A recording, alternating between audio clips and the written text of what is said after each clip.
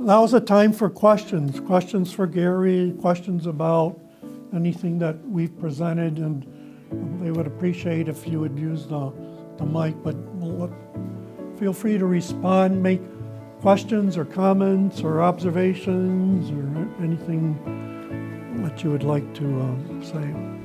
I want to thank you so much for coming back. Like you just said, it's very rare. I often think about the impact that we're able to have as counselors, so this is really special.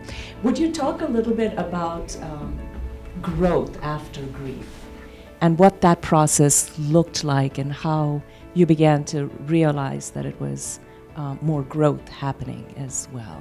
So I'm really interested in resilience and understanding more about what makes a person resilient. I had the sense that the Holy Spirit was always involved on a day-to-day basis with me in my study, and I had to retreat to my study regularly. It's like if my sister would come home, it was her house, she worked all day, and if she came in and said hi, I was good with that. But if she engaged me in conversation for more than about 90 seconds, I would have to retreat after she went to her bedroom or wherever she went.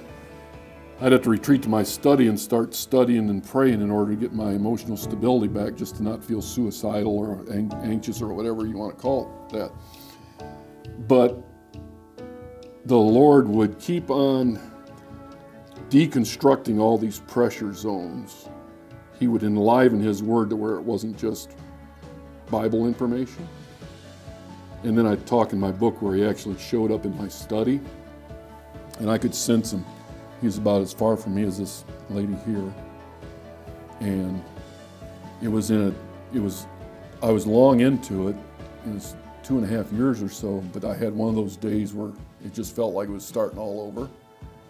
You know, and I was taught early on, you can only pray to the Father, and then finally, Charles Stanley taught me you can talk to Jesus, and I hadn't gotten to where I could talk to the Holy Spirit or anything. But anyway, it's like I didn't even know what to say, and I just said, Jesus, Jesus, Jesus, and all of a sudden, there's this sensory person out there, and I also felt the warmth going from my shoulder, warmth and peace going from my shoulder all the way down to my waist.